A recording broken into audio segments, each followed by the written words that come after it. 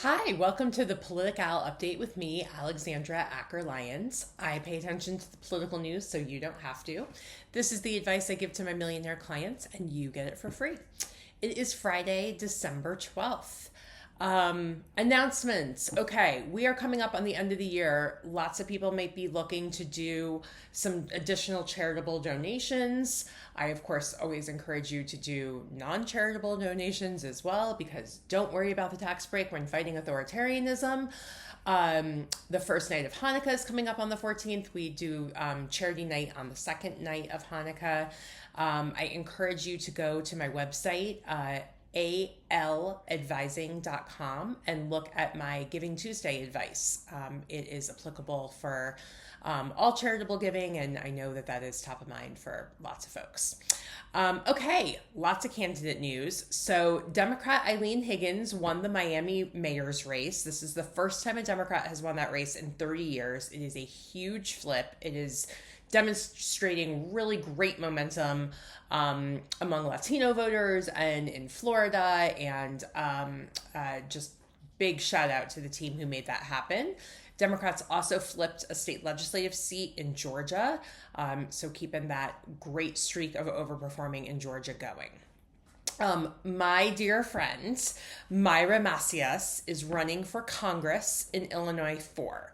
This is the seat that Chuy Garcia vacated at the very last minute, the night before the filing deadline, said he wasn't going to run, only told his chief of staff, who was able to then file the paperwork to run as a Democrat. So Myra is running as an independent. This is a very safely blue seat.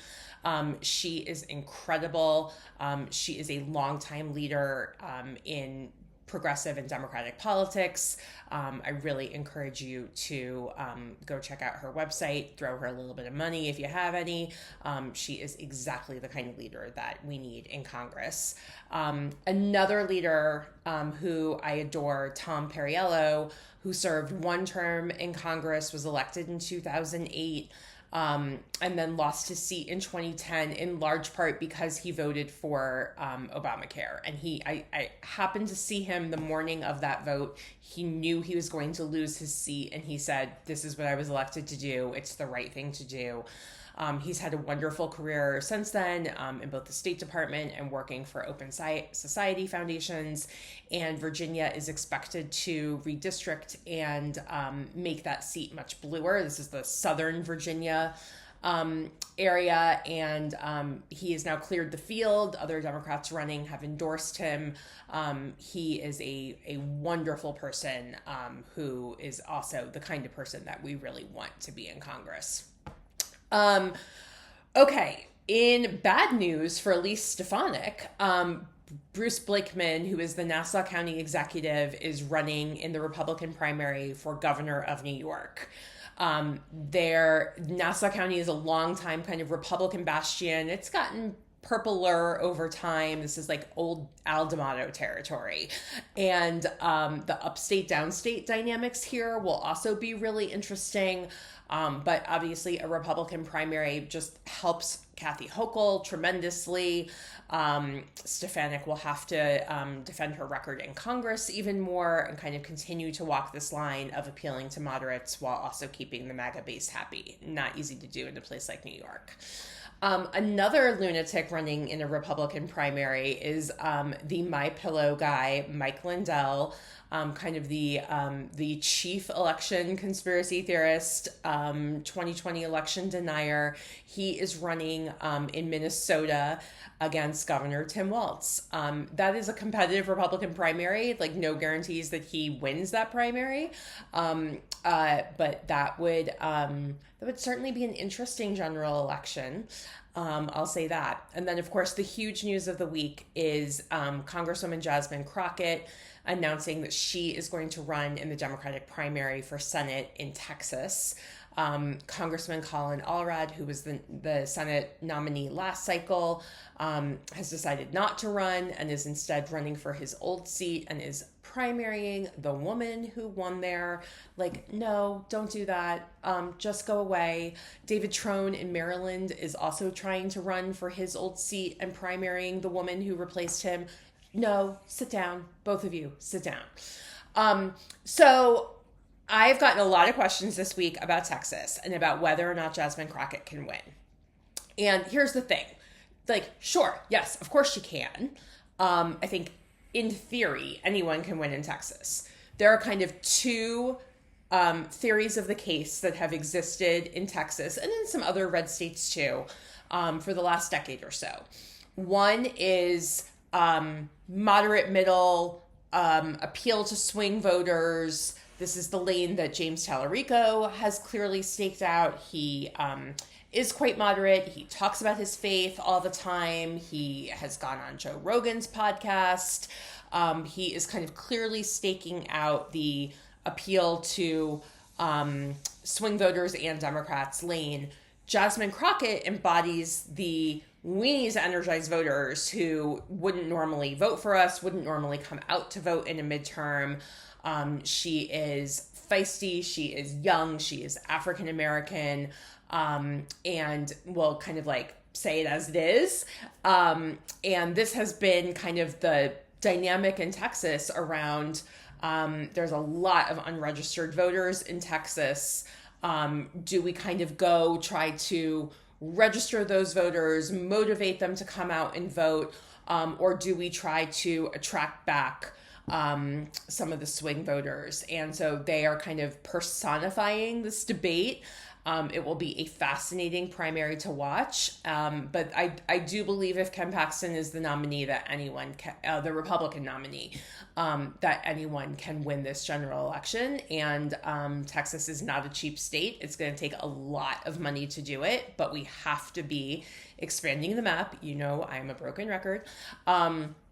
Not only for the Senate, if we ever want to have 50, much less 60 votes, but also for the Electoral College, where we just cannot be taking states like Texas and Florida out of the play. So that's where I land on that.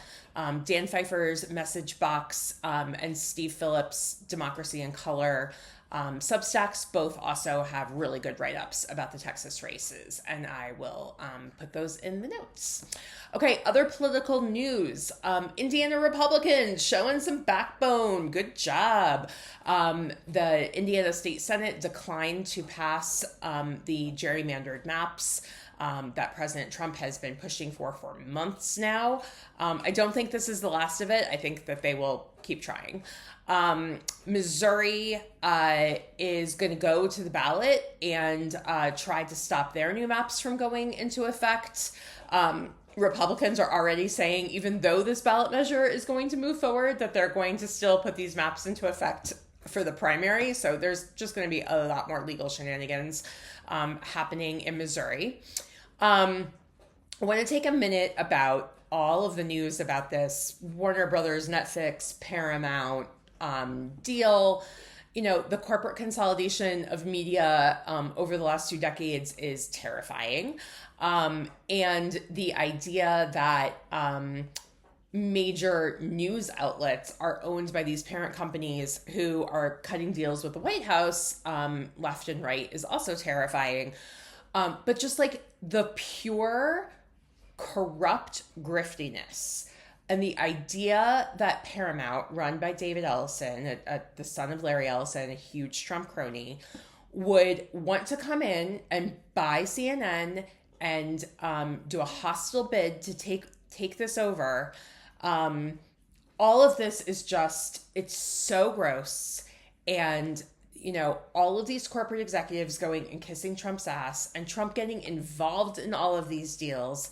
I mean, when Democrats come back into power, we are going to have a huge conversation about antitrust legislation and breaking up all of these monopolies, because it is just ridiculous at this point, and it's horrible for consumers.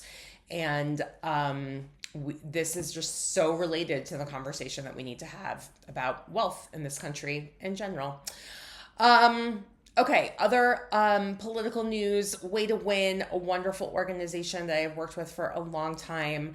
put out their 2024 research report. They not only kind of focus on new paths to winning, like the Texas example, but also new ways of engaging voters and communicating with voters. So I will also put that in the notes. I will admit I have not read the whole thing yet, but I very much love and trust what they do.